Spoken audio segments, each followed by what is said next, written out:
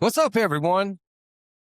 This is G-Man with Kel on What's the Matter podcast show, and it is another Wednesday. How you doing, sweetie? I'm doing great. We are jamming. We are jamming. I like that, man. I like to. The other theme song was, pretty cool. But That was cute, but I love this. And we still have it. This is awesome. And we'll keep going. Who knows? We're going to find something that may be better than that. But, we are on episode 17, Kel.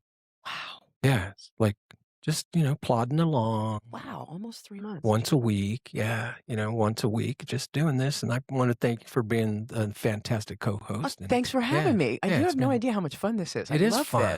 And the last few episodes, we have just been laughing like crazy at different times with our guests here. You think the guests are having fun? Have you? They seem to. Yeah. They at least tell us in the moment. Mm-hmm. They could be blowing smoke. Well, you know what the test is going to be when we ask them to come back. Well, that's it. Everybody always says, that was great. When can I do it again? Exactly. But I want to welcome all of our listeners. And right now, as far as episode 17, we are on the Podbean app primarily. And, Kel has some recordings and stuff, but they're super top secret as of this point. So, those are even on Podbean, we started episode 4. So 1, 2, and 3 are I hope they're not lost in the ethos. We may be able to track them down with the radio station because we were doing them. Yeah, we were doing it here. So hopefully we have them. Yeah. Speaking of that, I want to acknowledge one of the sponsors, the main sponsor at this point, of course, is World Matters Incorporated and 93.7 FM on your radio dial here in the Great Basin, Reno, Nevada. Shout out to Eddie J. Shanimal. Thanks for all they do. Yeah, and everybody, Gran and all the show hosts. And, There's going to be, I had a good conversation with Jay today. There's going to be some, good changes, updates. Coming Awesome. up, but, some of these things do, take a little bit of time. There's a lot going on. But last week, man, what'd you think of last week's show? Talking about cannabis and the challenges of the legal marijuana industry, and talked about some drug cartels and stuff like that, and had Mr. Ed Alexander, the owner of He was Soul. phenomenal. Yeah. That was great. Ed's fantastic. I love that guy. It's been a few years since I was able to see him. Me too. So that was a lot of fun. Great. Did you see his car? I did. Gosh, wasn't that beautiful? Oh, Man, like big sucker. I forgot that he's pretty tall too. He's probably, looks like he's like 6'2", something like that. And boy, that was a fun conversation. So we want to again thank Ed Alexander from Soul Cannabis, and anybody that again is in the area needs some medicine, some medical assistance, not assistance, but just some medical ingestions. So did I just make up a term? Medical ingestion. There's different options, I guess. But we had a fun time talking about a couple of challenges. But today, we're going to be jumping and diving into the messy world of, like, let's call it modern accountability, Or another way to think of it is, like, sometimes it's a public takedown. We just had one of those with, like, the Cracker Barrel thing. Right? Yeah. Those idiots. Yeah. And what were they thinking? We had the show planned already. Well, it was interesting because evidently they had no idea who their customer base was. Yeah. It's like old people who like biscuits and gravy and, Yep. Yeah. The dude that's on the porch, old guy on the porch in his rocking chair. Why would they get rid of that? Yeah. Like, what was the signification? What, old white guy? Would they just take it out? Yes. And then they so it was just kind font. of vanilla. They like modernized the font and made it so generic and nasty. That's it was awful. So anyway, it's funny. And then the Dylan Muldaby, is that, that dude's name that identifies as a girl that was on the Bud Light stuff? What's going on with that? Oh, well, like it smashed them. Nobody was buying Bud Light. They're still not buying Bud Light. Oh, I vaguely heard something about there was some issue with Bud Light, but I don't drink Bud Light. We've talked about this before. I don't care what somebody does. No. That turns their crank, and again, as long as they're not breaking laws and hurting kids. What was the issue? Like what actually? Well, again, sometimes I get this terminology wrong, and I apologize if I do, but I think he was a transsexual. Transsexual. Transvestite. So one of the two. I don't know. I really don't care about his junk. Again, I don't care. But what was just the don't issue? do it to kids. Oh, well, again, like, who is your demographic for Bud Light? If you were to think about it, who drinks Bud Light? Blue-collared For you know, Joe. probably some poor people that just want a simple beer. They don't care about the craft beer. Or young kids that, you know, younger ones that they want to drink and have that cachet, but not get drunk, not get too drunk. So they drink the watered down stuff. Yeah. Football dudes. But that's not like, you know, anyway, what they were doing, it wasn't kind of like the poster child who drinks Bud Light. So I guess what it is from a public standpoint, they're just like, okay, so basically I could only imagine. Did they use her, yeah, male to female? Spokesperson. Is he male or female to male? Male to female. Okay, so male to female. Yeah, male to female. And they used her in an ad. Oh, as a spokesperson. And it was like, oh my gosh, it was just anyway. But the point was, what were they thinking? It was a public catastrophe. Of course. Same thing happened. Like their stocks tanked. Nobody was buying Bud Light anymore. I never drank it before. I didn't either. But fattening water. Yeah, light beer is fattening water to me. Yeah. I drink dark chewy. If I'm not going to get a little. You know, you drink it because it kind of relaxes you. You get a little buzz. You know, gets you sometimes to the point where you should be. You know, you say things that you shouldn't be saying, but or tell the truth when you really want to for a change. Yeah, because there's always a little truth there, right? But anyway, it was a public quagmire that I think they're still navigating. Oh, and they will be for a long time. Yeah. That was stupid. And so we're going to be talking, about things like that. Are they hiring? What are they doing? Hiring Z's in their marketing to head their marketing departments for this? I don't know. Like, what? Where do you think the origin of cancel culture came from? So this is one of those things where you're going to go, as soon as you tell me, I'll remember, and I forget now. Because this was this. Pivotal. It's a word we use all the time. Hold on. Oh man, I need to get that sound effect of like the Jeopardy thing. Oh, but I haven't sure. been able to. I haven't been able to find that. Yeah. How about this one? Let's see if this one is appropriate.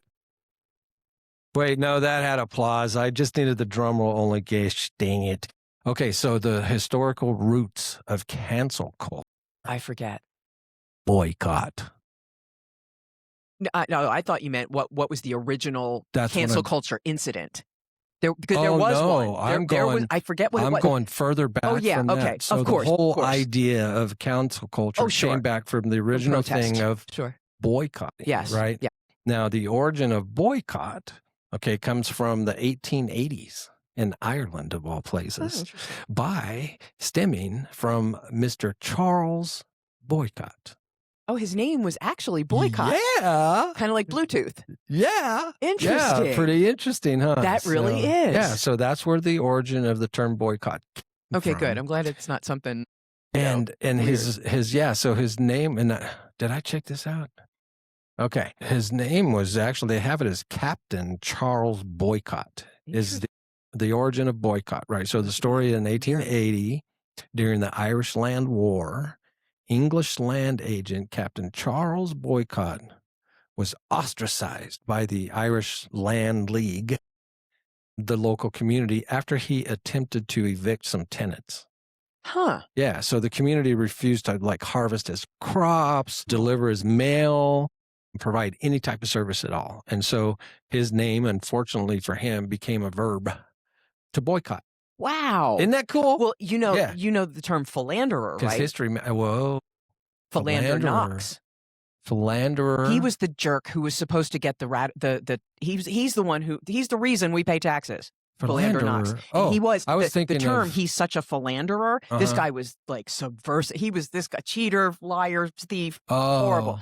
And he was in. So when you're hopping around from woman to woman, they call you a philanderer right, because of Philander Knox. That was his name. Yeah. He was responsible for getting the 36 signatures to ratify the 16th Amendment, and only got 34, and lied to the Congress and said he got them all.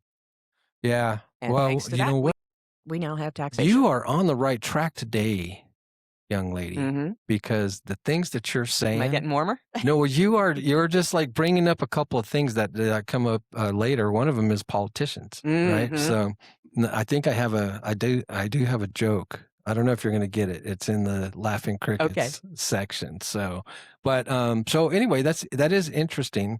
The origin of that, right? And so now you know, and knowing is half the battle. Yep. And so the modern day tie-in is that this incident with Mr. Boycott wasn't actually a cancellation. It was economic pressure. And something you talk about a lot is doing these types of things, protesting, standing up through nonviolent means, solidarity, people banding together. Yeah. And so this wasn't a tweet that took him down. It was unity. That's my point, right? In this instance of how it all started with him. So, this is an early example, I think, of societal pushback. And then, of course, subsequently, and we'll talk about some of these things. You got labor strikes, like weird little kids. I don't think you were born yet. Definitely, or I may not have been born. I have to look that up. But the Montgomery bus boycott. Rosa Parks. Yeah. Yeah. No, Right? we weren't born yet. Yep. And then apartheid. Yes, I remember apartheid. Is that how you say that? Apartheid. I remember that. Solidarity. Remember Poland? Solidarność. Yeah, there's a lot of them, but the story, of course, I mentioned as the Montgomery bus boycott. Oh, here it is, right here in my notes. 1955. Yeah. I was about 8 years short. But Rosa Parks arrested, of course, by refusing to go to the back of the bus, right? Because it was only for, back then they were called colored people, but black citizens in Montgomery, Alabama, and they refused to ride segregated buses. You know how long this lasted? This is pretty cool. I don't. In 81 days. That's a long time. Like strikes normally don't last that long, but they banded together and good for them because it led to a Supreme Court ruling against segregation to public transport. So yeah, there was no more, you have to sit here or anything like that, which, Good for her. Yeah. Key figures back then, Rosa Parks, Martin Luther King, of course. And Joanne Robinson is listed here. I'm not sure who she is. That'd be a good thing for me to check out. But I guess, talking point for us is that, the boycotts used to spark sweeping systematic change. And so I want to talk about, does or has cancel culture lost some sense of purpose? Because now things that are, say, canceled, it can be very, very flighty, kind of here one day and gone the next. So, going down that, let me check my notes here. The last thing I wanted to point out was, again, mentioning apartheid. This was based on, the story goes, student protest, global campaigns led universities and companies to divest from South Africa due to apartheid. So this collective pressure economically helped end the regime. And you're seeing, again, agree or not, but reports are that these moves of that sort, by Orange Man, the president, current president right now. And, and of course, I use that term jokingly, but I've been saying it before he even won elections back in 2016. So, this, the tariffs and stuff like that, and the economic pressure. And again, stupid. We were talking about before. Well, stupid in what way? What do you mean? Tariffs are stupid.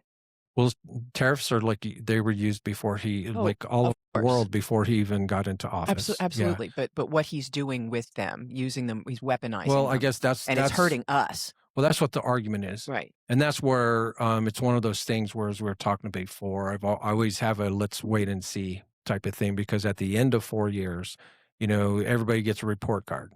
And everybody has their own prejudices. But the basic things, like, are you keeping us out of war? Some of the things that he's done, and again, these are reported, but assuming that they're true, that some of these skirmishes, wars, whatever you want to call them, between some other countries, Pakistan, and I think, was involved with some of them. And, there's something too, because numbers are numbers, right? And so if they're being reported accurately. Well, I mean, in a general sense, though, you would, as a business negotiator that has the upper hand. Correct. You could go and say, here's the thing, we don't want to lose your business. Okay.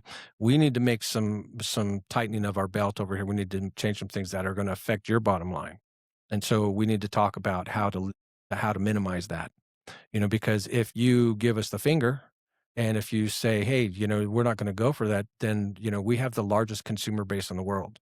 We actually have something. We have enough people. We have enough resources where if we did isolate ourselves from the world, we're fine. We would be okay. We're absolutely fine. Actually, all 8.2 billion of us could actually live and be supported by this country. That's it what wouldn't I'm saying. be comfortable, but technically, resource-wise, we could do it. Yep, and that's what I'm saying. So going into that, knowing the amount of business that anyway, the other nations just look at that number and they say, okay, let's work something out. And he started with whatever 25, 50% in some cases and stuff like that, and then negotiated down to 10. He just want, and actually, truthfully, just being trying to be objective, like the guy or not. And there's still a wait and see type of thing. Being able to, like, for example, bring all of the leaders regarding the Ukraine, um, Russian war. Now that's a war, on 3 days' notice, and they were all here in Washington, D.C., collectively as unified, talking about unity, type of thing. And so, or at least come into the table too. And so in the basic things, we don't want people that are unchecked and unvetted. We get checked out when we fly. We don't want people unchecked and unvetted just coming into our Oh, country, no question. hurting our ladies, Oh, yeah. our kids, and things like that. Our economy, Yeah. you know. We only have so many people here. And again, not to say that people are less important, but we have people here that we have to have a workforce. We do have to have a tax base to pay for all these things that kill people, unfortunately, more so ideologically to protect ourselves, from foreign invasion.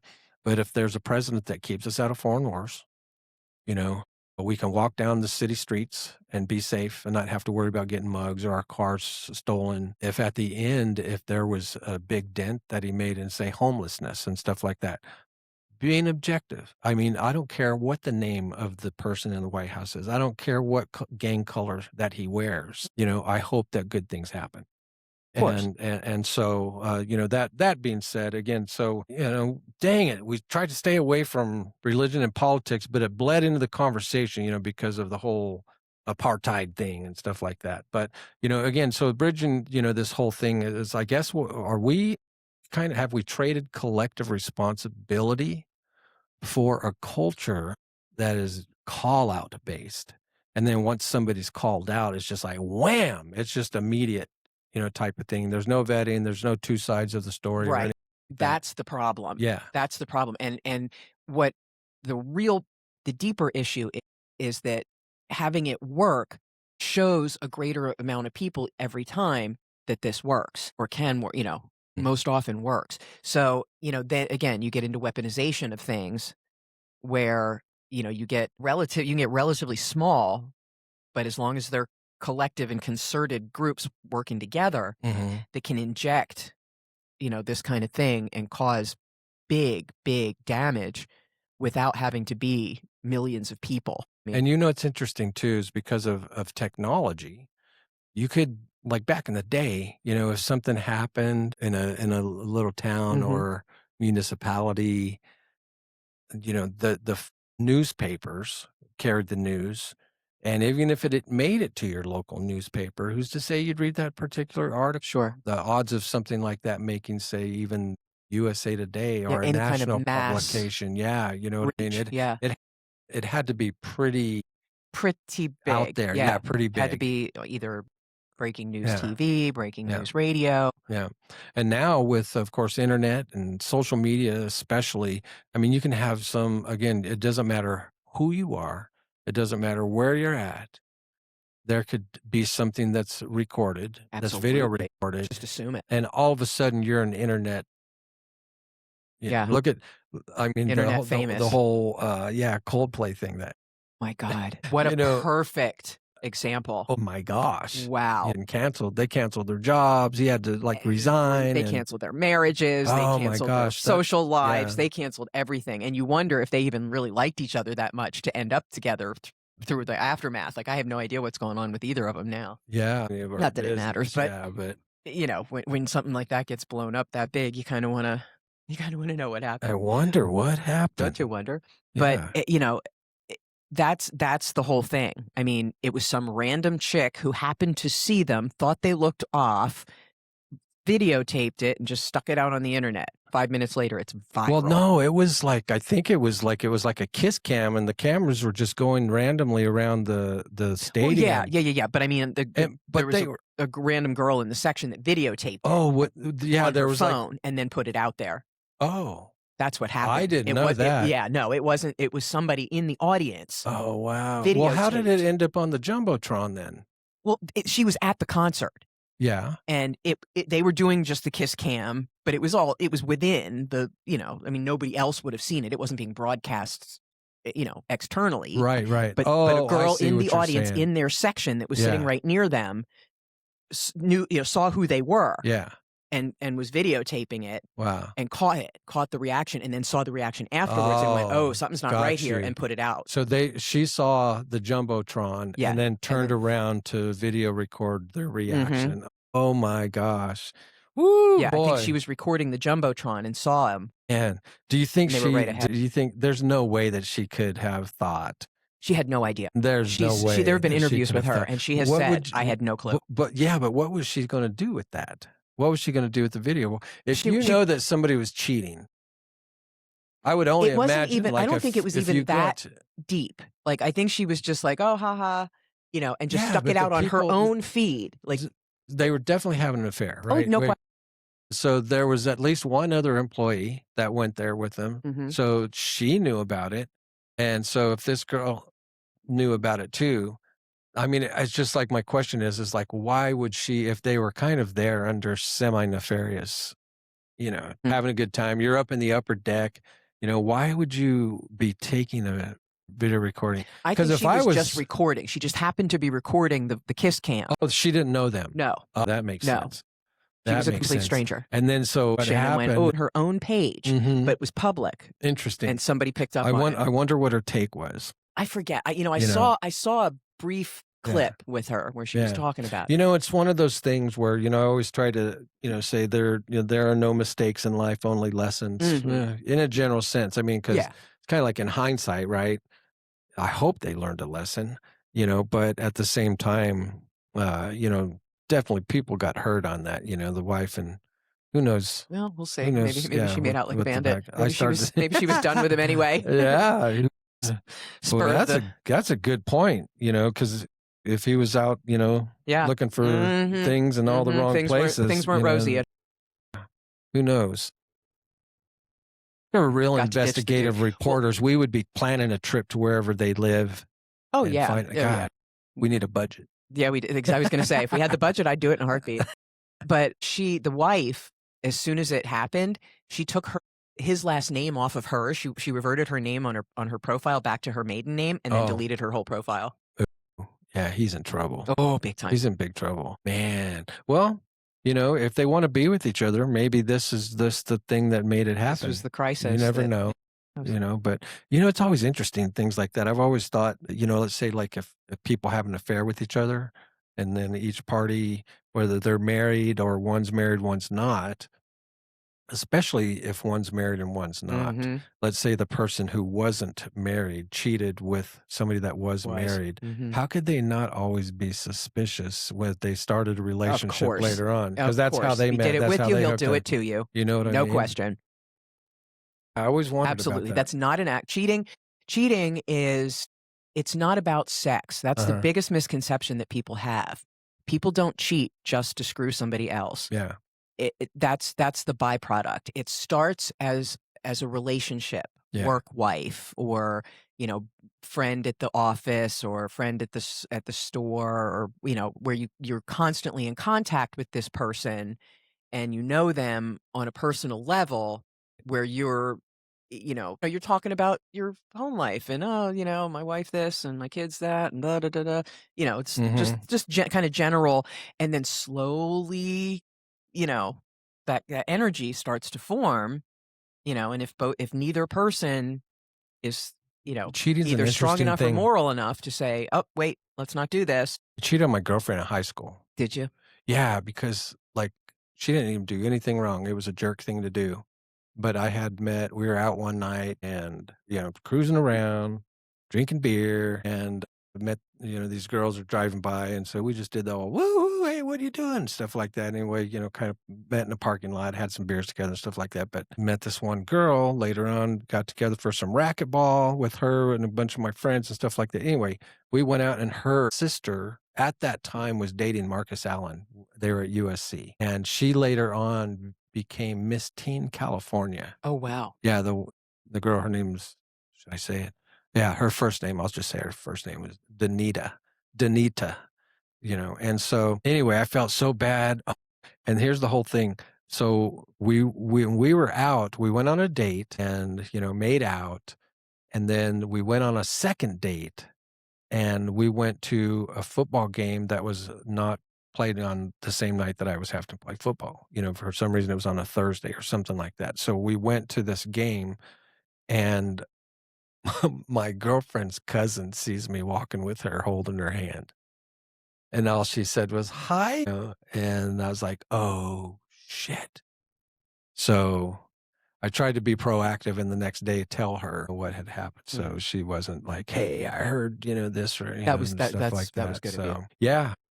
And And had so anything really happened other than holding hands? nah, Yeah, that's not really a cheat. no, I was like 15 or Yeah, 16. that's not I wouldn't consider that But the cheating, way that she felt, of course. I She never felt wanted to do that. betrayed. And then It was when a I bit of a did when betrayal, but it wasn't a cheat. but you know what it did?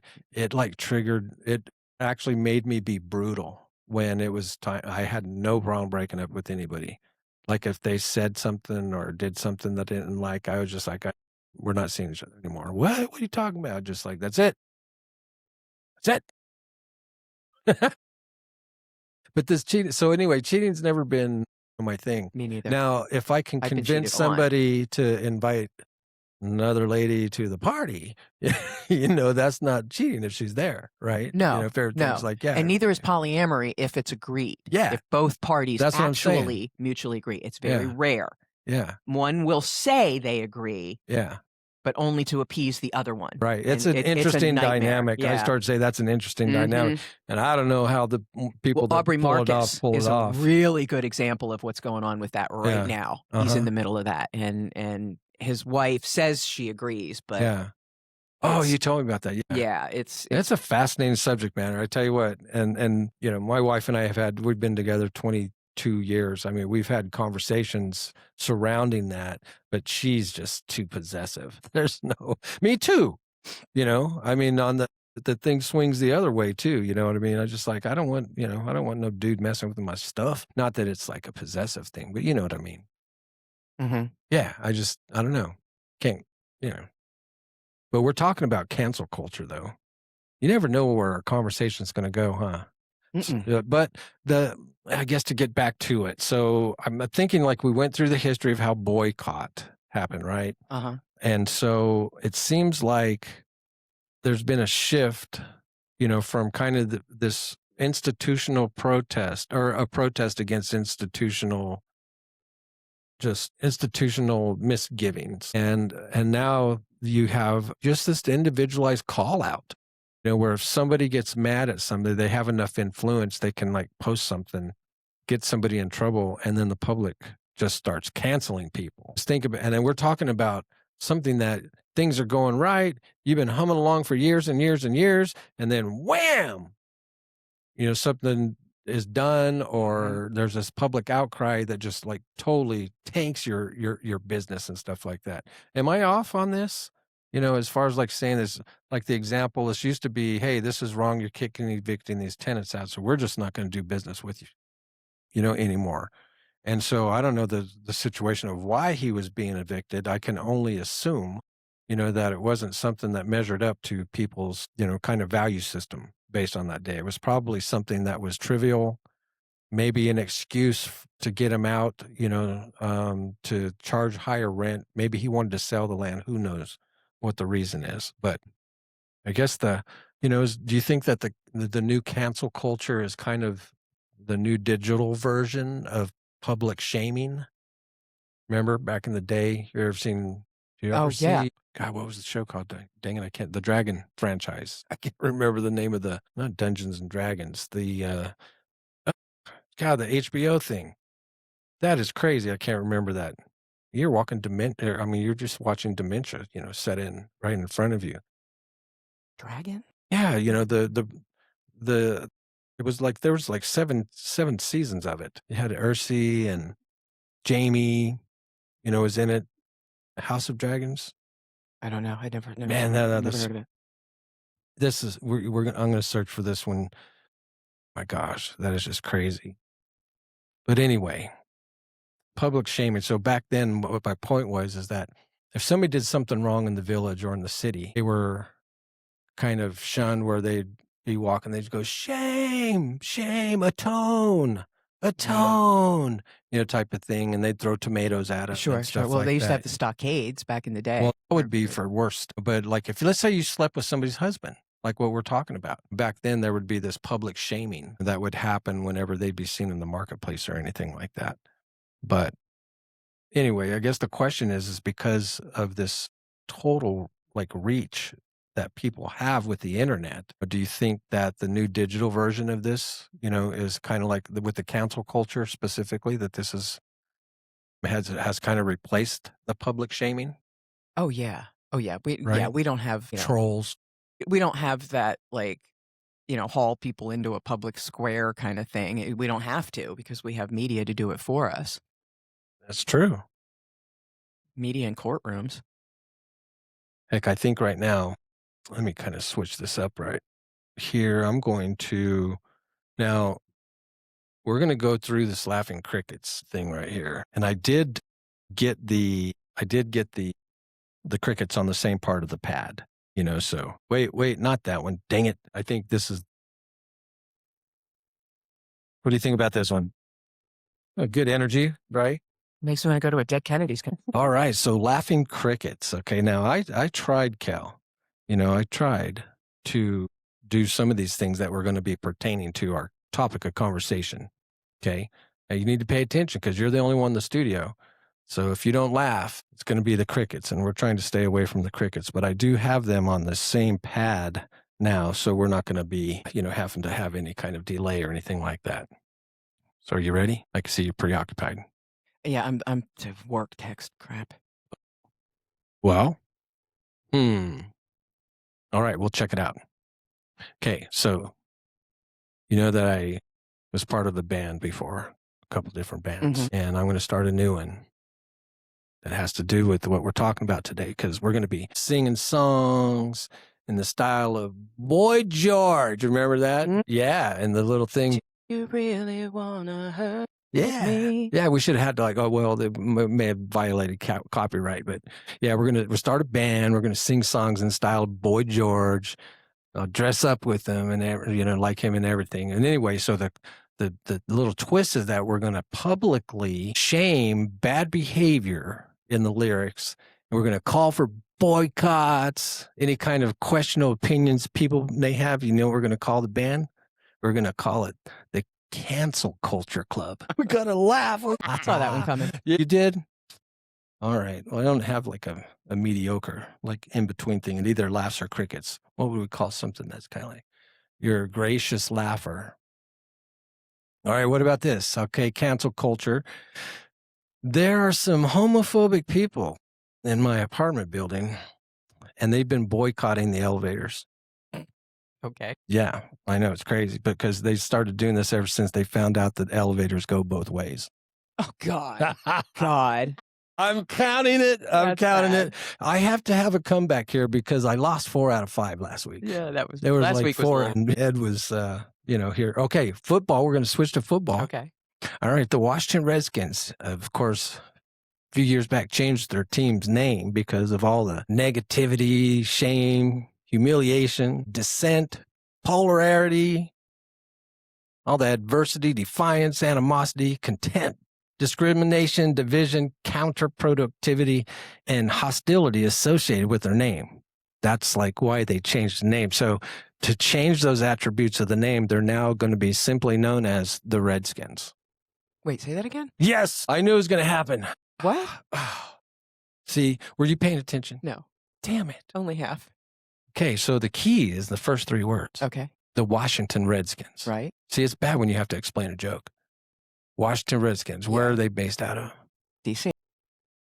Okay, so the Washington Redskins changed their team's name because of all the negativity, shame, humiliation, blah, blah, blah, blah that I went through. And now to change these attributes, their name is simply going to be the Redskins. You're not even blind. No. Well, maybe it's just a bad joke. Kind of too long.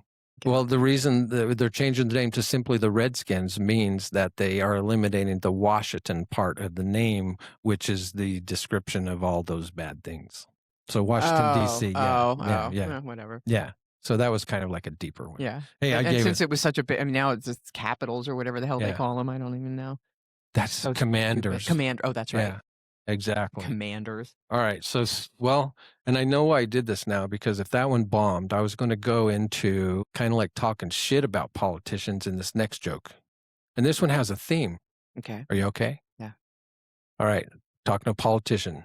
Now, he was on some humanitarian thing, so he visited a village and asked what their needs were. So the village chief says, "We have two basic needs, sir. Firstly, we have a hospital, but there's no doctor." On hearing this, the politician whipped out his cell phone. After speaking for a while, he assured the village leader that the doctor would be there the next day. He then asked, "What was the second problem?" "Secondly, sir, there's no cell phone coverage anywhere in this village." Sorry, I've got to focus on this for a minute. I've got a huge issue. She's multitasking. All right. I'm just going to go through these. Oh my gosh. If you don't laugh at this one, I don't know what I'm going to do. Did you hear that two men broke into a drugstore and stole all the Viagra? No. Then right after, the authorities put out an alert to be on the lookout for the two hardened criminals. What? Sorry. I'm too distracted. I have to get this done. Okay. It's a stupid nightmare. All right, Cal. Let's see here. I don't know what we're going to do. We're just going to have to keep talking to everybody. Kids are laughing. That's not funny, kids. You guys shut up. Well, we're going to get into the next segment a little bit early, and that is the matter of fact segment. I was just going to say earlier about the the cheating and stuff like that. Another like deterrent, speaking of deterrence, is like you never know when you're going to be like with somebody that's like a little bit cray. Mm-hmm. Oh my gosh. What was the movie where she had the Fatal Attraction. Fatal Attraction. Oh yeah. Oh my gosh. That was a really entertaining, good movie. It's such a good movie. That was so well done. Yeah. But one of the original psych thrillers. Just goes to, speaks that. Have you ever, did I turn you on to the hot chick Crazy Matrix yet? Mm-mm. So it is hilarious. I've shown it to women also, and I have to say, you may be different, but every woman that I have showed this to, they basically, without even arguing, just like, that stuff's true. And then they follow it with, is there also one for men? So you can look, and there is. He follows it up with one. And so basically, the point is, your classic XY axis. On the one axis is how hot a woman is, just like it's on the men's too. How attractive a man is. So Crazy Hot Matrix, it's hot. How hot is she on the standard 0 to 10 scale? Okay. And then on the crazy axis, he explains that instead of the scale running from 1 to 10, it starts at 4 to 10 because there's no such thing as a woman that's less than 4 crazy. Right. That makes sense. And then it's about 7 minutes long, and he explains just everything and puts things in areas and quadrants and your go zone and your stay away zone and all that stuff. And it actually, it's comedy genius, but at the same time, there's this amazing amount of truth, in it from a comical standpoint that that's what makes, remember talking about comedy, the thing that makes comedy so funny is there's truth in it, whatever that they're talking about. Right. Whether you like it or not, whether it's uncomfortable or not. Or at least it seems true. Yeah. It's like it seems to be. Yeah. And even if somebody kind of disagrees with whatever notion that they're expressing, being able to kind of laugh about it, I think is it's a good little bridge, maybe sometimes healing. I do. I definitely think so. You know what I mean? Yeah. And I don't much believe in too soon either. Too soon as far as what? Joking about something like somebody's death or things like that. Yeah. I mean, yeah, I guess that's one of those things where I'd say, yeah, just make sure you know your audience, Yeah. as far as maybe joking, because yeah, you're right. I mean, people look at death differently. Like, God, the poor, I don't know if this again, it's just not applicable. But sometimes I guess what I'm not going to use that example, but we all kind of deal with it differently, and you know, you just like I said, you just got to be able to read the room, so now back to that last joke. Okay, because you remember I had the police siren? Yes. Okay. So this joke goes, two men broke into a drugstore and stole all the Viagra. Okay. Okay, and the authorities put out an APB alert to be on the lookout for the two hardened criminals. Okay. It's still not funny. The Viagra hardened Oh criminals God, thing. that was funny. That took a second, but that was cute. These are all funny. Yeah. You were dealing on that secret assignment that you had there. Is everything good? Mm-hmm. Yeah. Yeah. Okay. All right. Sometimes Cal has to straighten people out. You did. You looked a little, I don't know, concerned wasn't the right word, but it's something like you said you're definitely having to spend some time on. Yeah. Yeah. I am a part-time tuxedo rental consultant, Yeah. and we do weddings and stuff. And I've got a big party, and not one of it's like a Western type wedding. They're getting married in the jeans and a tux jacket, and not one of the jackets fit. My corporate office sent all the wrong stuff. Oh no. Yep, 11 of them. Oh my goodness. When's the wedding? Saturday. So I had to get them all replaced, and So the jeans are okay. yeah, that has nothing to talk. yeah. So what are they going to be able to swing it or make an I hope emergency? so. Because it was I their hope so. mistake, right? Yeah, well, yeah, it was corporate's mistake, Yeah. but Yeah, we contingency the like around replacements here. came in today, but I'm getting texts them telling me they're still too small. That's the whole thing. Yeah. My stepdaughter recently had to go through the whole dress thing, right color. Of course, there's the fitting, Mm-hmm. and then of course the girls you want to look, your best and all that stuff. So it's a process. It really is. So something like this goes wrong, it's not like it can be easily fixed. Just like, oh yeah, we'll overnight it because and that's what we do. I mean, it can be relatively easily fixed, but because you do have the measurements already. Okay. And yeah, we don't know what happened with this one. I don't know if they sent the wrong. I'm not sure. I'm not sure what happened, but we've never had anything like this happen. Yeah, let's before. give them a plug. What's the name of the tuxedo place? Oh, it's Just in Time Tux. Just in Time Tux. Kathleen Hanley, she's so awesome. Awesome. Yeah. And then we're over in the Sparks Florist building. Sparks Florist. Okay, so right across from the right Meadowood at Pyramid Mall. And Audi. No, in Sparks. Oh, in Sparks. So you're right across from at Pyramid and Audi on the corner there, that big tower building. You know where Sparks Florist is. You've seen it.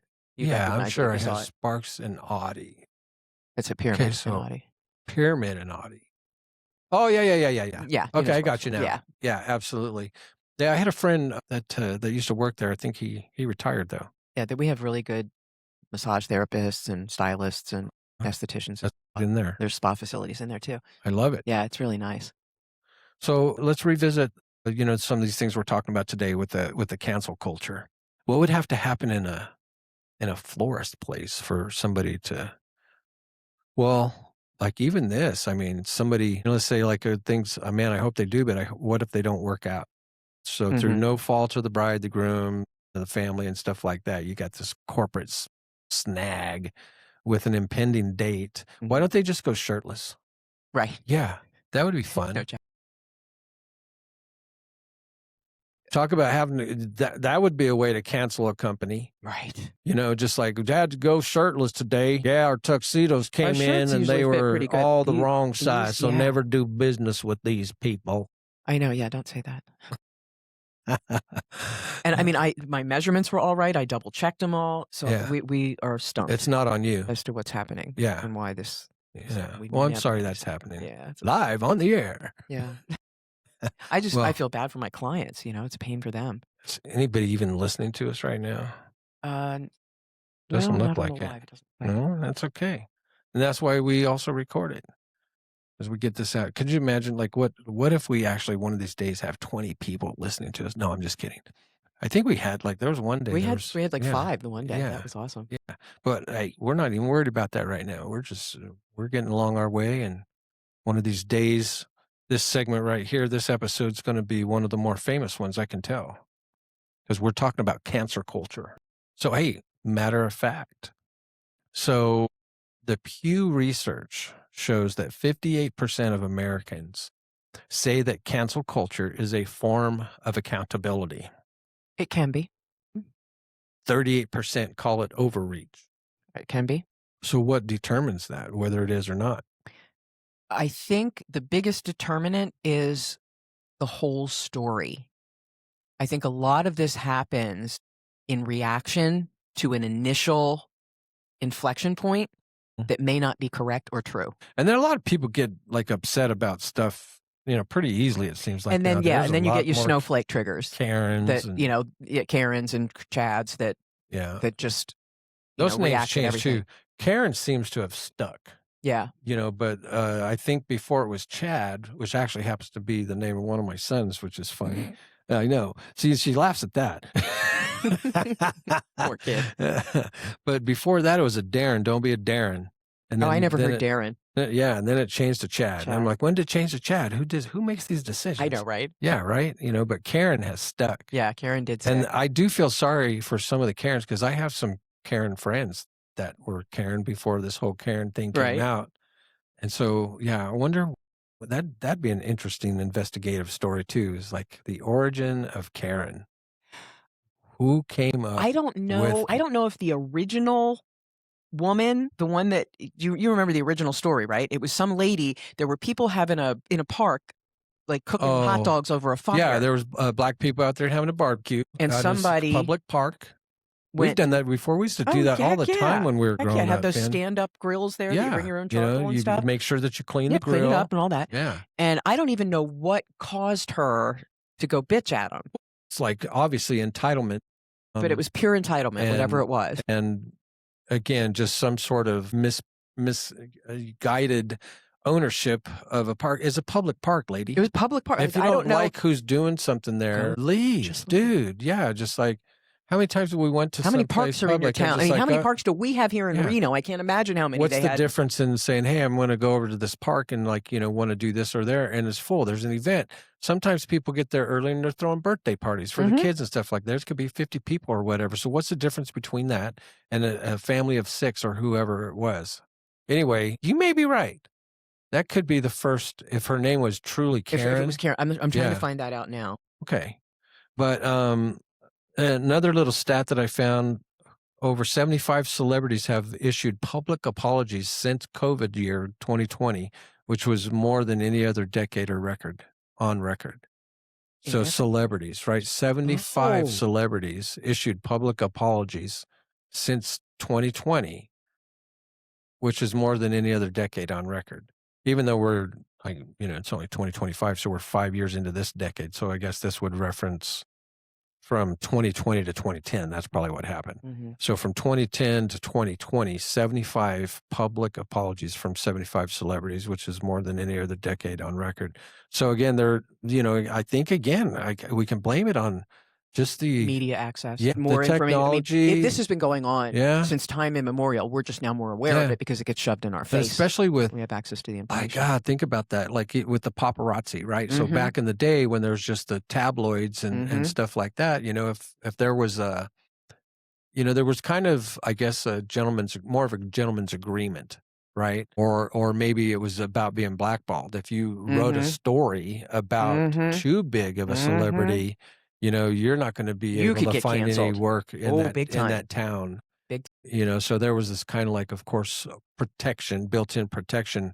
Whereas now, I mean, everybody has a cell phone, which means that in a moment they catch somebody on the street, whether it's whoever it is, whichever celebrity, and if they're doing something that they shouldn't be doing or something that'll go viral, they're gonna get caught. So there's just way more visibility, let's call it like that these guys have to deal with. I think it has a dual effect. Like you said, it does create accountability, but I think it also creates a fuck it attitude too, where you get the flip side of that, where you get people that are just like, well, I don't care. I've got nothing to hide. Go ahead, film me, put it out there. What do I get? Well, you're on a roll.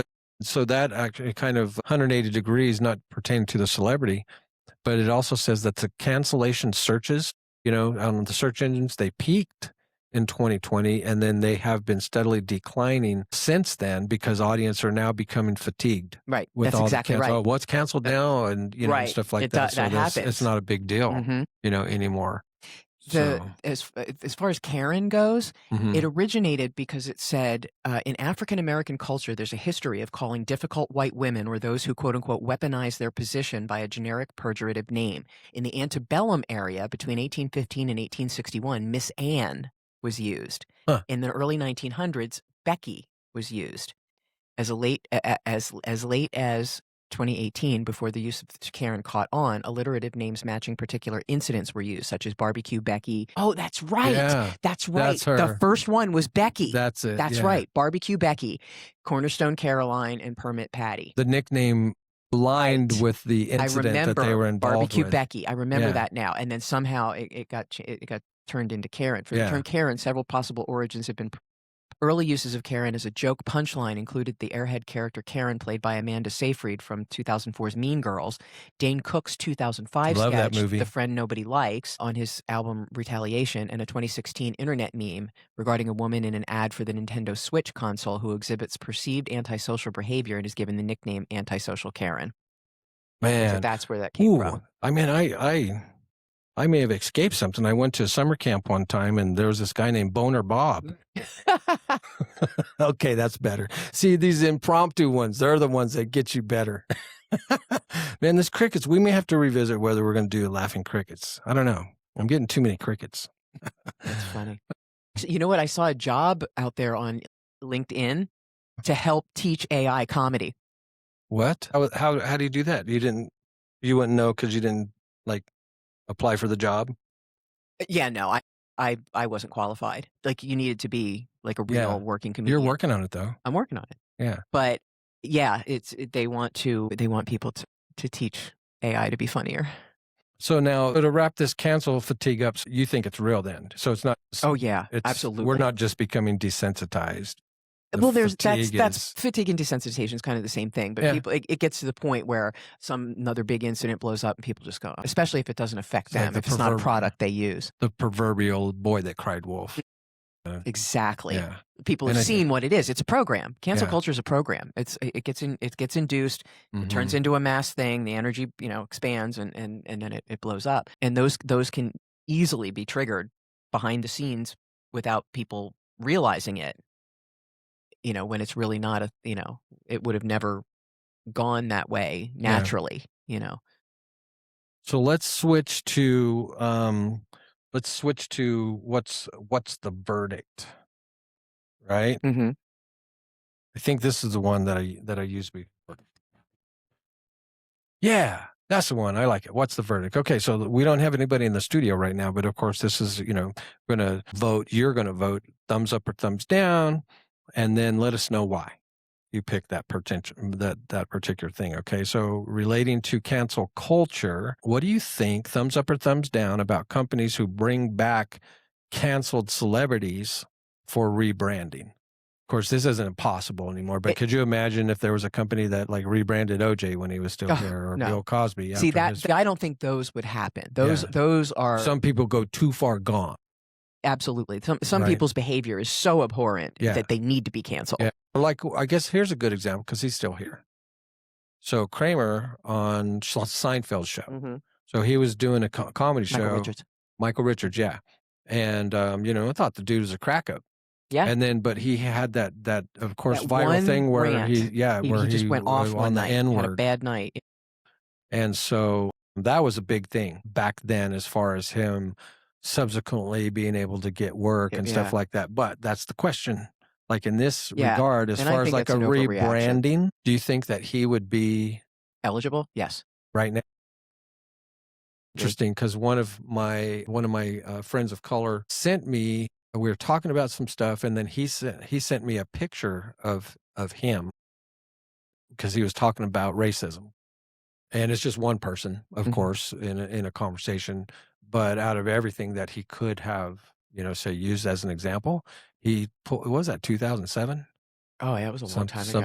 Something like that. Yeah, let me look it up. But again, not saying that was the best choice, for him. There's another way to talk about things and convey things, because again, I can only imagine, an older white person, I can only imagine. I haven't been through it.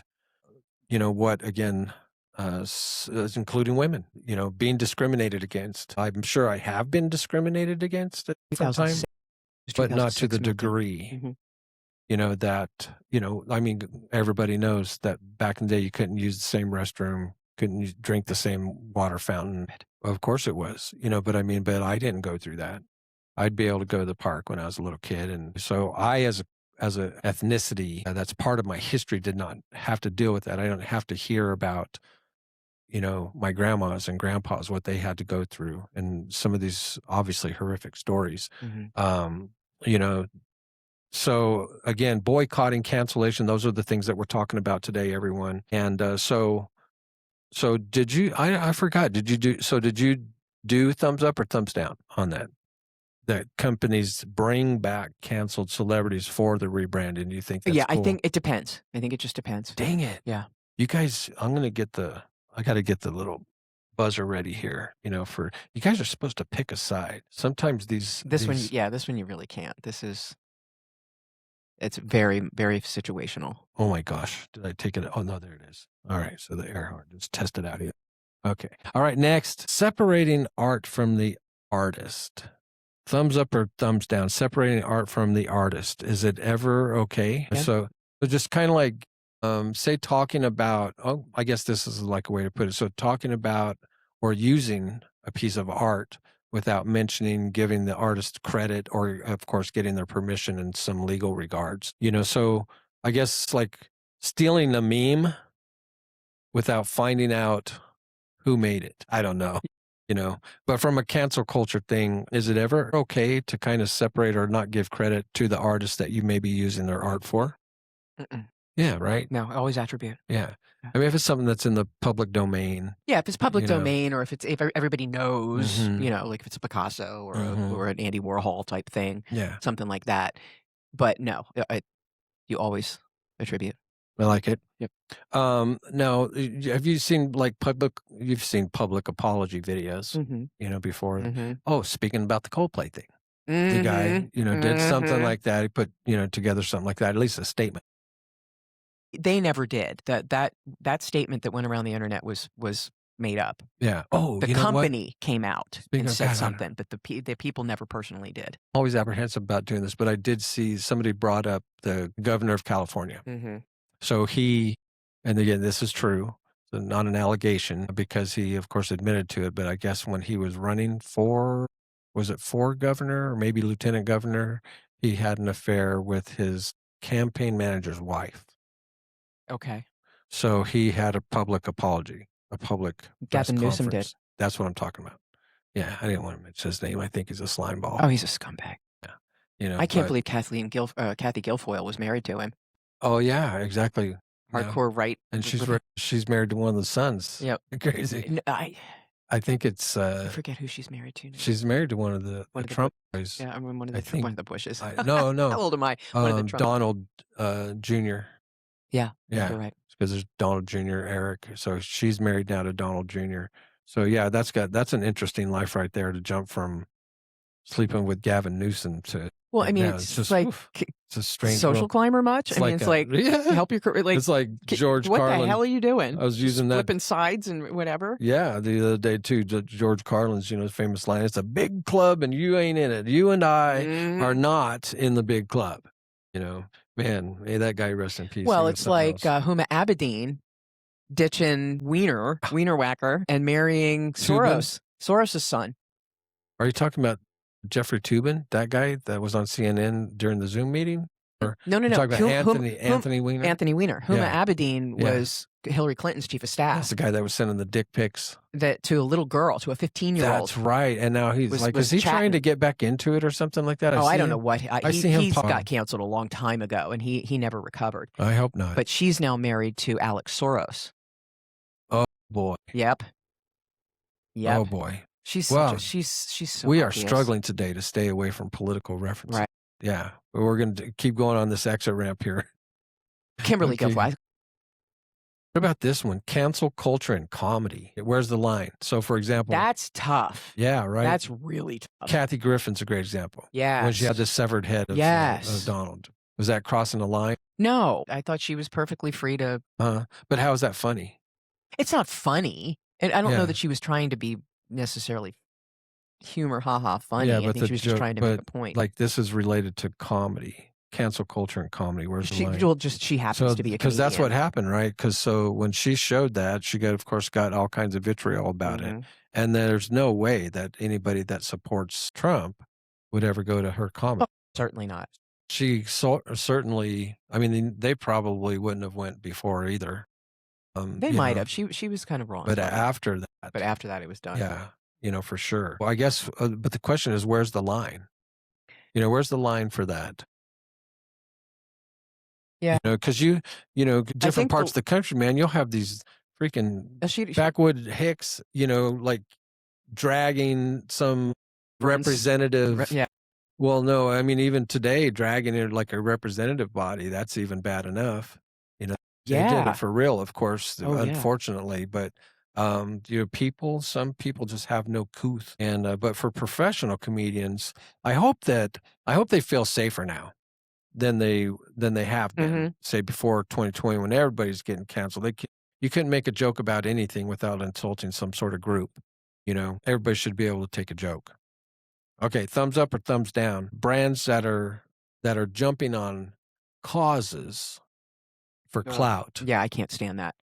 Where they kind of I'm more likely to boycott a company for bandwagoning than I am for cancel culture. What was the famous quote by Obama that says, "Never let a tragedy go"? That wasn't Obama. It was George Stephanopoulos said, "Never let a tragedy go to waste." Exactly. Okay. I think it was Stephanopoulos who said that. Now, finally here. No, or was that Carville? Who said that? No, yeah. I thought it was Obama. It wasn't Obama. It was one of his. It was.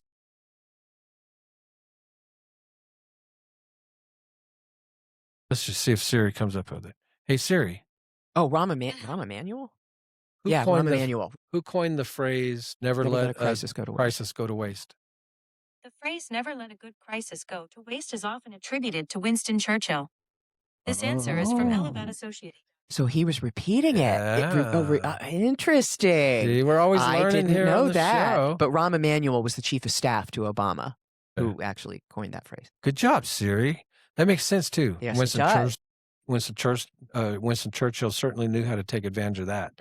So I think I know the answer to this, the final one. So thumbs up or thumbs down. So rehabilitating canceled figures. Can someone come back? Thumbs up or thumbs down? Or should they just go away and stay away? Not at all. Yeah. Not at all. Like I said, it totally depends. Totally depends. And I mean, things go so fast now that, I mean, something will blow up and literally 24 hours later, nobody cares. So I'm going to offer clarification on this a little bit after you give your initial response. So this is quick fire questions. So what's the difference between consequences and cancellation? Cancellation is a consequence. You think so? Mm-hmm. All right. So what do you think about this explanation? Consequences are proportional. Gosh. Consequences are, what is going on? Third time's the charm. Consequences are proportional and often linked to justice, ethics, or personal growth. Whereas cancellation can be a swift, disproportionate social judgment with no path to redemption. I agree with that, but I still think... I thought that was an interesting distinction. It's an interesting distinction. It really is. Yeah. It is. And I get it. I get what they're saying. But technically, cancellation is a consequence. Yeah. Result. They're tied in together. I think, what I took for that is, again, say, like if you were arrested or something, they're supposed to... The punishment is supposed to fit the crime. And so...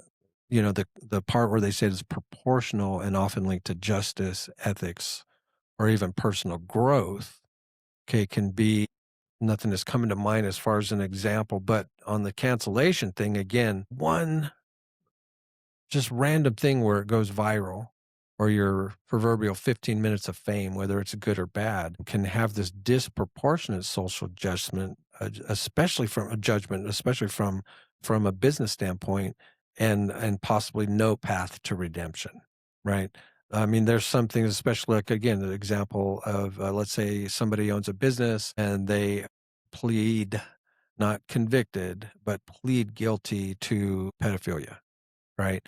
That business is probably has no chance of surviving unless somebody may purchase it or something like that. So that's something that can be swift, but there's some things that take a little bit longer, say, so to speak.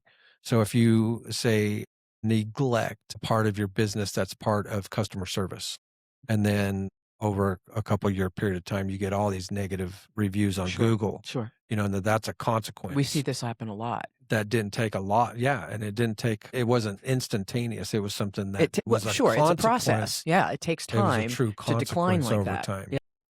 And it may end to cancellation, but anyway, I thought that was an interesting distinction. It really is. Yeah. That's a good point. And so, so a question prompted is losing a job, the same as facing accountability, or is it sometimes just, kind of like mob mentality, just like this is disposable, I'll get another job, type of thing?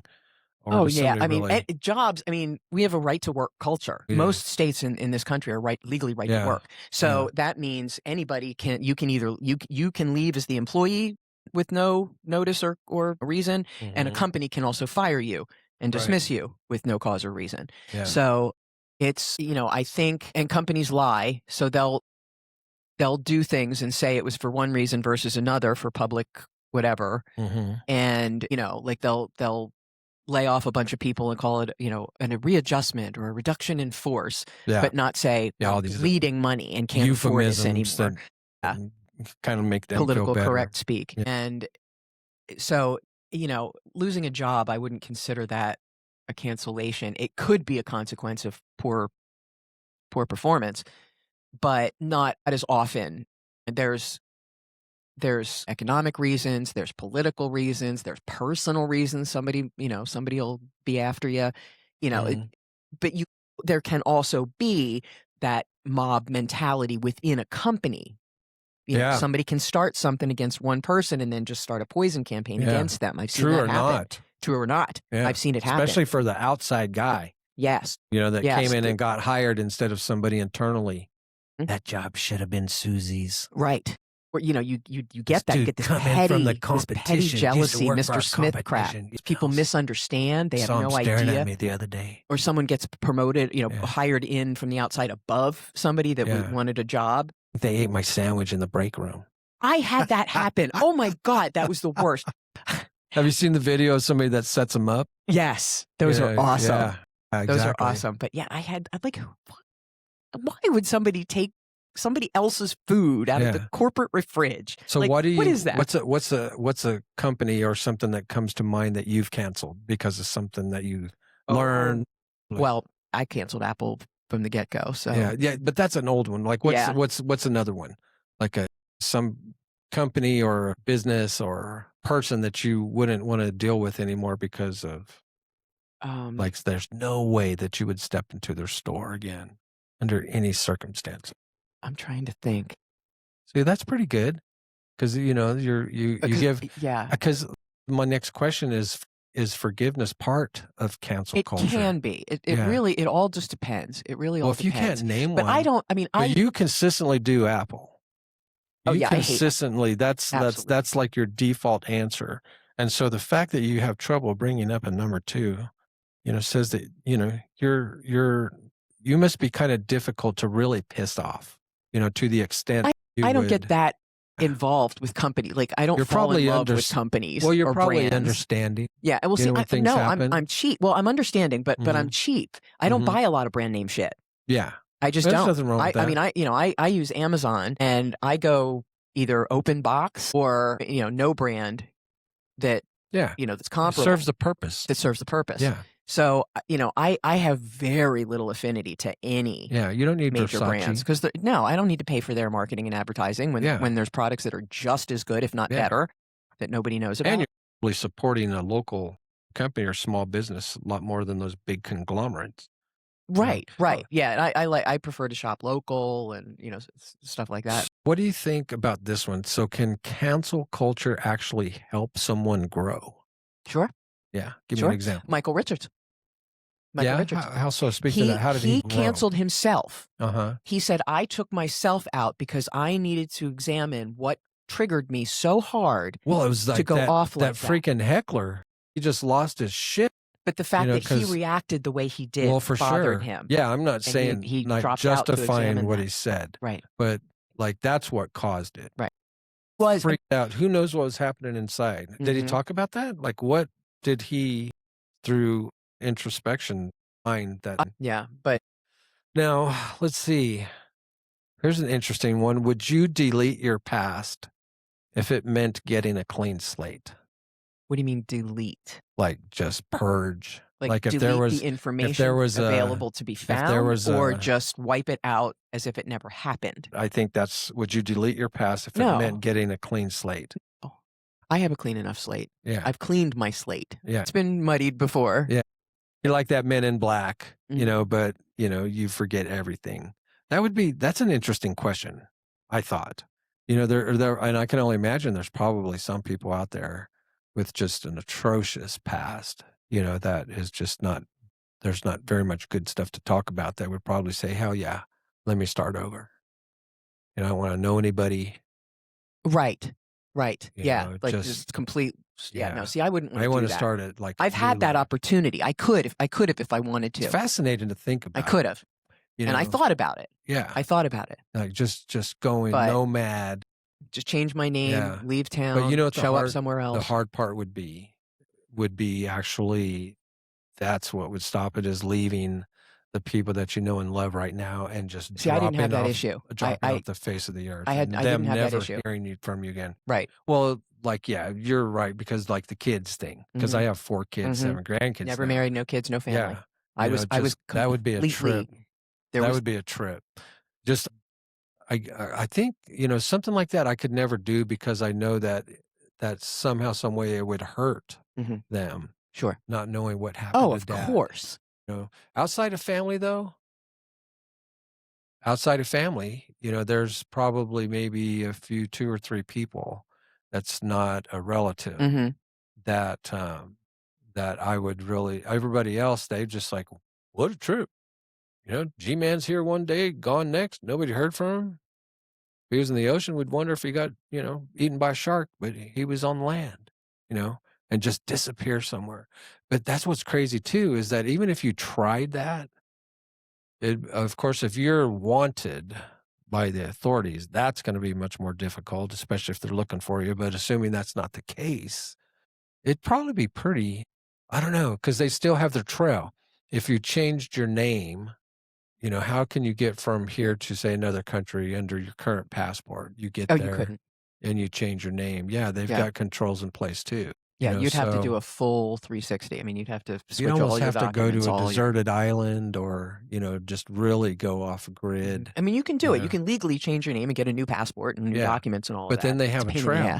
But they somebody investigated. Oh, there would absolutely be a trail. Yeah.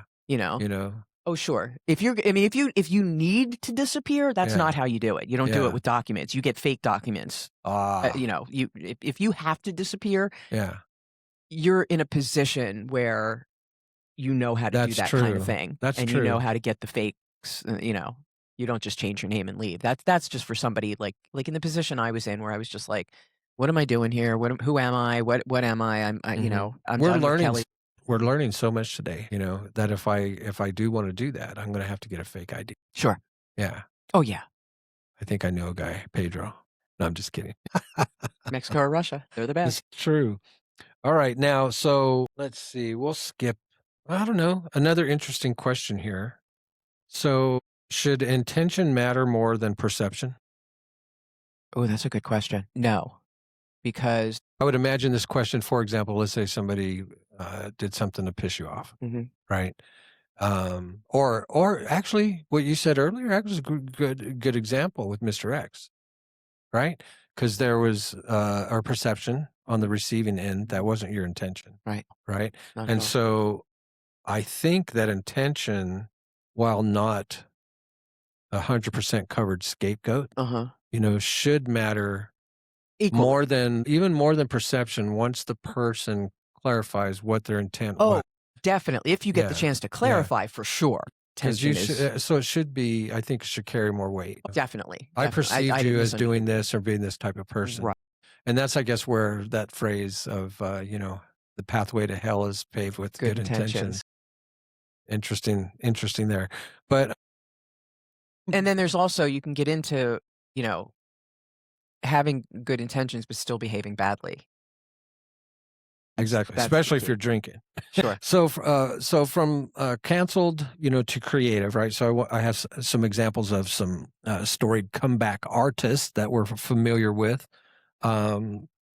Couple of these I'm more familiar with than others, but Mr. Robert Downey Jr., right? So He's this one dude, of the classic stories. yeah, right, from a felony arrest, and when was this? Like 2000? Was it 2005 or in the 90s?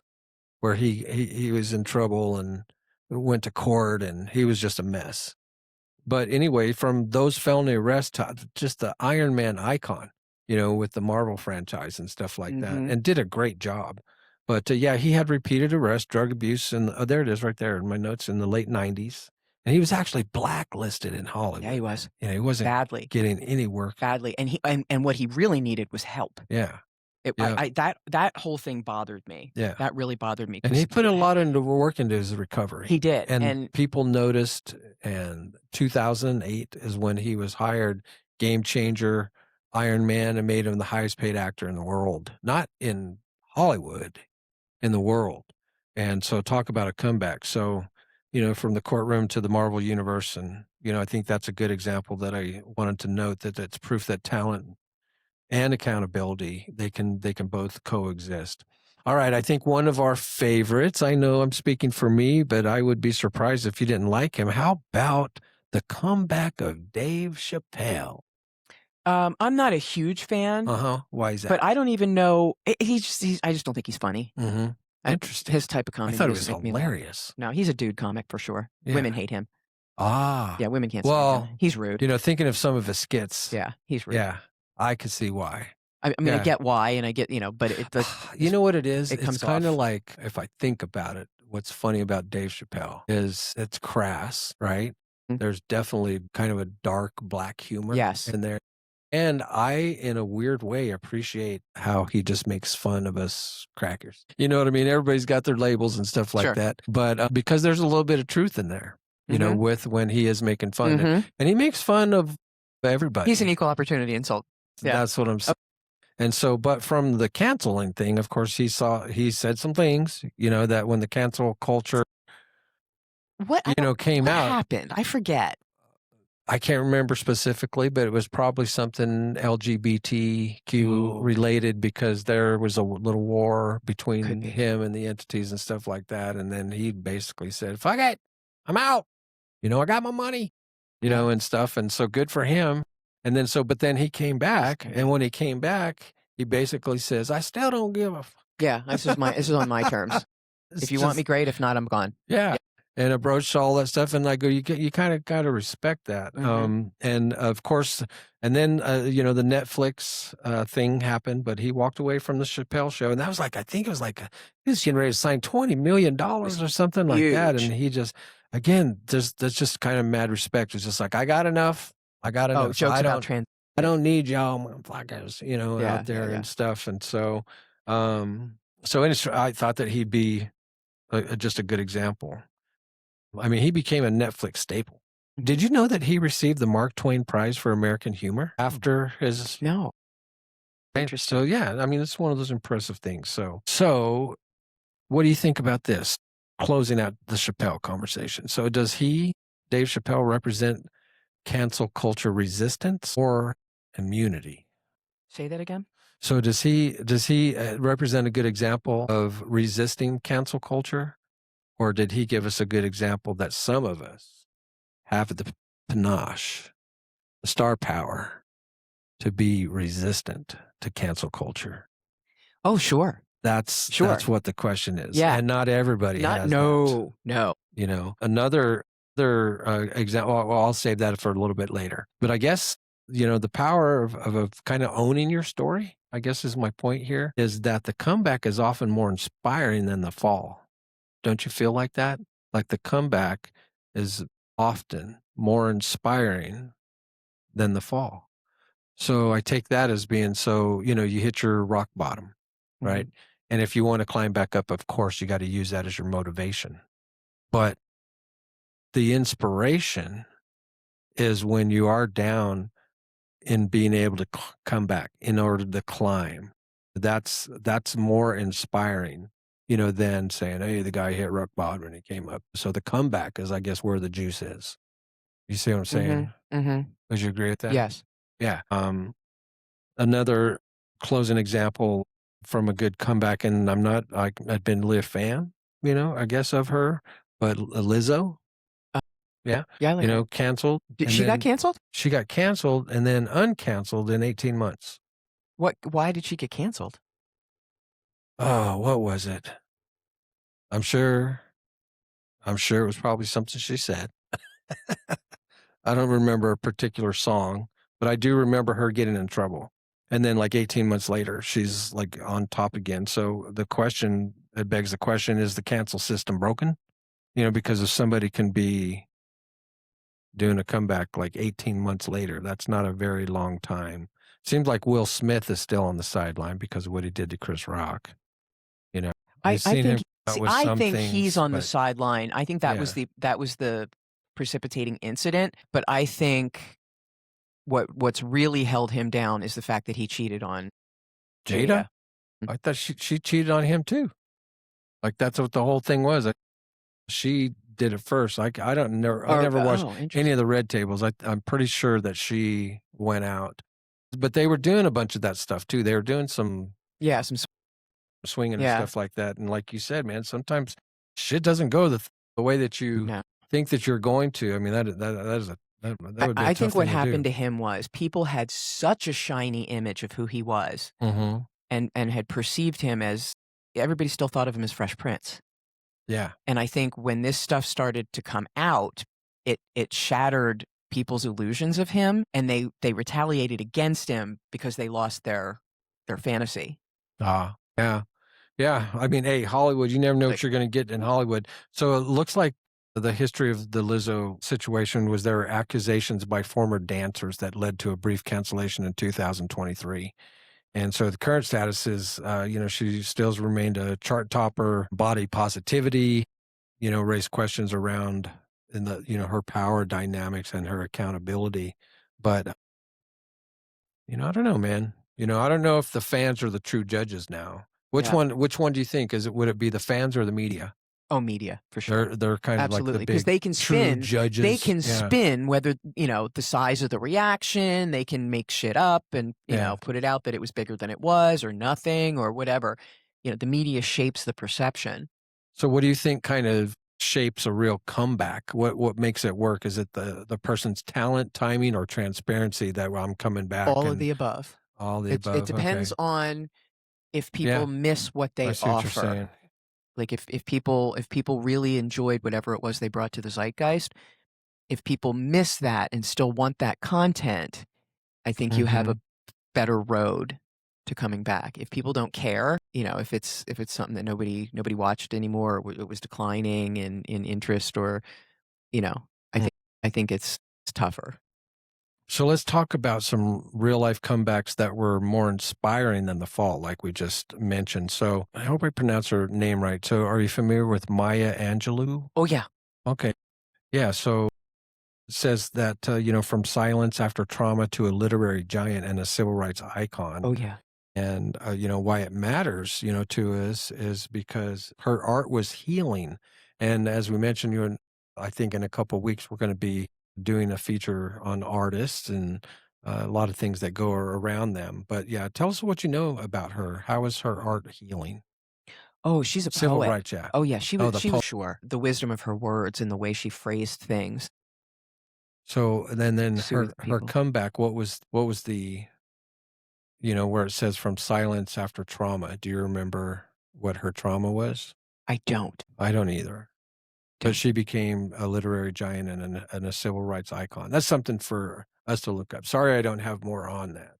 Now, of course, we recognize Demi Lovato, right? And I remember seeing her the first time. I think it was on the Jimmy Kimmel show or something like that. But has sometimes happens when success, especially when you're young. You know, she had overdoses, Childhood sexual abuse. yeah, mental health struggles. Maya Exactly. Angelou. Her recovery, Kel, was very public. It was also Maya Angelou. It was the same thing. Oh, is that right? So, but now she is a mental health advocate. Yes. And she's sober. Demi Lovato. And she's a champion, you know, for those things. I think she's in a really nice relationship now, too. Yeah, that's good. Now, what about this one? That was a bad impression of a dog. But Michael Vick. Jeez. Yeah. Convicted of dog fighting. Yeah. And just wham. That was bad. Lost all of his endorsements. You know, his career, you know, pretty much that was like he came back and played afterwards, you know, for the Eagles and did some good things. Still did some amazing things, man. That guy was something else. Yeah, he really was. But he went to prison. Yep. He didn't have that on his bingo card that year, reporting to camp. And, you know, of course, made an NFL comeback, as I spoke of, with the Philadelphia Eagles, and now is an animal rights speaker. Did you know that? No. Yeah. But good for him. Cool. That really is. That is now that's taking it to the next level. That's a comeback. That's taking it to the next level. Kind of like accepting what you did. He paid the price. And I remember one of his speeches, he spoke to that, you know, just like, I did my time. So, you know, and then he was kind of like raised, you know, down there, I think in the Atlanta area, of course, and stuff like that. And so you got that Southern upbringing, you know, and that's Southern of course black upbringing, which is very different. Yeah. You know, but, you know, part of that is that, you know, no matter what your color or ethnicity, you know, just being taught that, hey, you know, you're going to make mistakes and some mistakes are worse than others. And then the worse that the mistake is, the worse the consequences are going to be. Sure. You know, so teaching that and I can imagine there was to it. Yeah. Because the cover up is worse than the crime. And again, with that area, you know, the reason that it's off grid, the reason that it's not legal is obvious to all of us. You know, that's animal cruelty. And there's no way to regulate that or cockfighting, you know, the rooster fighting and stuff like that. There's just nothing reasonable about it. What it is it's the rush that they get from being. And the money. And I started to say, and the money that changes hands from the bets and stuff like that you get at the horse track and all that. There's just no need for it. But, you know, the key angle, I guess, from this whole thing is that, and I'm sure you'll agree on this, that sometimes a person's growth requires to have loss first. No question. They just don't have that perspective or motivation sometimes, you know, for that true growth. I think most of humanity is at that point right now. I agree. All right, here's another fun one. So we got Ms. Martha Stewart. Yeah, right. And she should have never gone down. Yeah, that was man, bullshit. that sucked. That was so stupid. Yeah. There were men around her that literally made billions off of that transaction. She's a fall guy. And she was a complete scapegoat. Yep, exactly. So, but now look at her, you know, so I could only imagine this. Do you think that she was pretty popular in prison? I'm not talking in an inappropriate sexual way. No, not at all. She was like mama. Yes. I guarantee. Yeah. I guarantee they loved her. They'd be like, what you doing in here? Miss Stewart, you know. They look for, they gauge like where you're at as far as that kind of thing goes. And whether you know, you might be vulnerable or if you're a leader. Yeah. And they gravitate towards leaders. And I bet you she was. I bet she was very kind and compassionate, probably taught them all a lot. Yeah. Raised them, you know, gave them motherhood where they'd probably never had. Well, she already had her show too, right? Oh God, she was well famous. I mean, and her show's even bigger now. Oh yeah. You know, she's got this sidekick named Snoop Dogg, you know. Everybody knows about Snoop Dogg. Yep. And then so she's gone from that was the smartest thing she ever did. Yeah. Was team up with him. Yeah, right. Just genius. That opened her up to an entire new market. She's gone from prison stripes to TV stripes, so to speak. How about this guy? I'm trying to identify in my mind without looking it up which one he is, but his name was listed as Brandon Novak from Jackass. So search for that. Brandon Novak, Novak. I'm guessing Steve-O. No, Steve-O's name is Steve something, I think. Oh, really? Yeah. Yeah, that makes sense. Brandon Novak, and again associated with a comeback. So this will be interested. Of course, he's mentioned in the Jackass franchise Hall of Fame. Well, they all went by their real names. That was his real name. Okay, what does he look like? It says here that he went from drug addiction and arrest to Brandon, being an author, a speaker, and a recovery advocate. Brandon Novak, Jackass. I don't recognize his face. I knew Steve-O, Bram. Maybe he was Bam, he was like a producer or something with the show. Yeah, I don't. Actor, skateboarder, author. I don't recognize him as one of the castmates, but I didn't watch it very much, and Yeah. I kind of They dropped got it. to, But I knew by the Johnny Knox. third There was one- Johnny Knoxville. Johnny Knox, yeah. Yeah, Johnny Knoxville, Bam Margera, and Steve-O were the main. Yeah, Bam was crazy. Yeah, he was, and he had big trouble, big Oh, problems, boy. big problems. I talked to somebody who knew him not too long ago and said he's in much better shape now. I love it. But yeah, he almost died. Yeah, He got exactly. real close. That was scary. That was crazy. Yeah, he was from not far from me in Pennsylvania. They used to do some crazy stuff, man. I'm surprised like somebody didn't get killed. No shit. You know, I know they had some pretty good injuries, but so comment on this, like in regards to comebacks. And so the quote goes, sometimes we don't need to be forgiven by the world. We just need to forgive ourselves. Yep. Absolutely.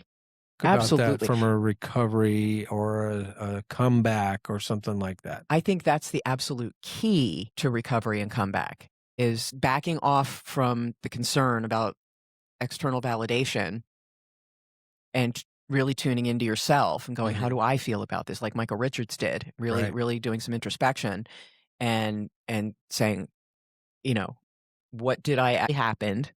You know, taking accountability. If you truly screwed up, right, and then just saying, yeah, I'm human like anybody else, you know, and you know, I have a lot more to lose, so I have to be careful now. I have to realize that. I think a lot of times people, they get into that position and they don't realize, they take it for granted, and then they start to get entitled. Negative behavior starts to come out, and that's when these things happen. And then they need the magnitude of that loss to understand the possibility of what they really had in their grip and what they were responsible for. Some take responsibility and others just let it go. So tying it up with the cancel culture part, do you think it's seen its day since there's been a steady decline since 2020? Or is it going to morph into more? No, I think it's become middle ground. I think it's become more focused, like more, where it's more not picky. like, yeah, well, yeah, it's like I think we're more accepting of things. I think when it really hit its peak in 2020 and 2021, people were scared. We did, there was COVID and, all of that stuff, and people were losing jobs and economies and da-da-da-da-da. Oh, talk about cancel culture, man. I mean, we had our own government saying, we're going to cancel your business if you don't wear this mask, which is, boy, overreach. We're going to force you to take this experimental shot, and you can't sue anybody if things go wrong. Just like, talk about a psyop. Right. Exactly. And it's going to happen again. Of course. This was a test. But it's, I think people's central nervous systems were a nightmare. They were just a complete mess. So you're going to get triggers. Things are going to trigger you that in other cases may not, when your central nervous system is overactive. Yeah. So I think a lot more of us are more regulated now. We see how things, can trigger us and cause spikes, and we've, neutralized a lot of that. So I think people are responding more rationally than reacting. So that was some crazy shit. And there's things that are still coming out. Oh, there always will be. Things get, injected into the culture specifically to cause. If you just look back, look back at the spikes of. Yeah, it's certainly not the first time that our government or another government has used it. Us humans and citizens as experiments. We're galactic beta testers. I mean, that's what humanity is. Oh, that's a good way to put it. The fact that they're going to do it down here on each other is given. Yeah, exactly. I mean, humanity is we are the literal living laboratory for the universe. So what are we going to talk about next week? What do you think? Ooh, I don't know. You're going out of town? I'm going out of town. Yeah. I'm going to Sedona for another spiritual conference. Where is that? Sedona's Arizona. I was thinking New Mexico. That's Santa Fe. I'm sure I've been through Sedona because I was like a couple of years ago. I was just traveling so much, I lost track of all the cities. You'd know it if you went to Sedona. Big red rocks, and it's very isolated. It's a small, yes, very small, very expensive enclave. Yeah. You know what? I don't think I went there. I 89. got close to it. That's what it was. Where I was, I think, about 45 minutes away from it. Flagstaff. Was then. Yeah, and Flagstaff, of course, higher elevation. Coldest place in Nevada. Exactly. Well, heck, Kel. It's like we got another one in. What do you think? I think so. Another hot one on today, and what's the matter? Sorry, I was a little distracted. Nah, it's okay. It happens. You're not going to let it happen again, though. No, I'm just kidding. Got to take care of business.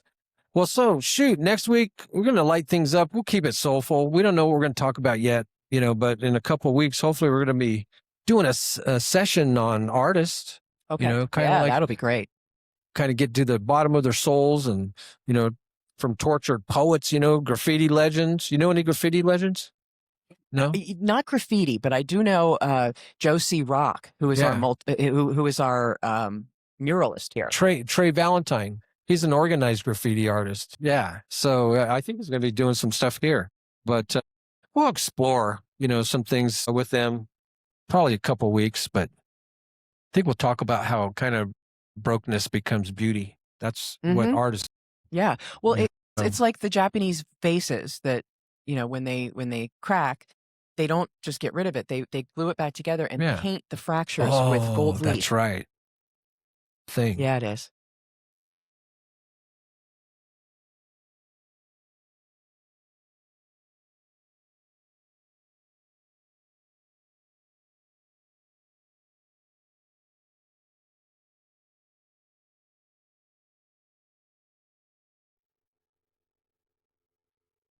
Right now it's Podbean. Yeah, right now it's Podbean. We need to get one of those apps that like publishes it out to everywhere. Yeah, we're working on that stuff. But we'll get things rolling here, and just folks, it's another wrap on the deep dive here. And so we unpack cancer culture today. Not cancer culture. Sorry about that. Good catch. But yes, cancel culture. And hey, just to remind you, its origins with the boycotting, its impact, where it's a call out or a cutoff. And so, hey, big thanks to Kel, for keeping it real. All of you for joining us on the conversation. So, as I mentioned, next week we'll flip the script somehow, but Wednesday at 4:00, and eventually get to that one with the artist. And as always, stay curious, stay out of trouble, and right here for Kel. Look forward to seeing you next week again. We are signing off. See ya!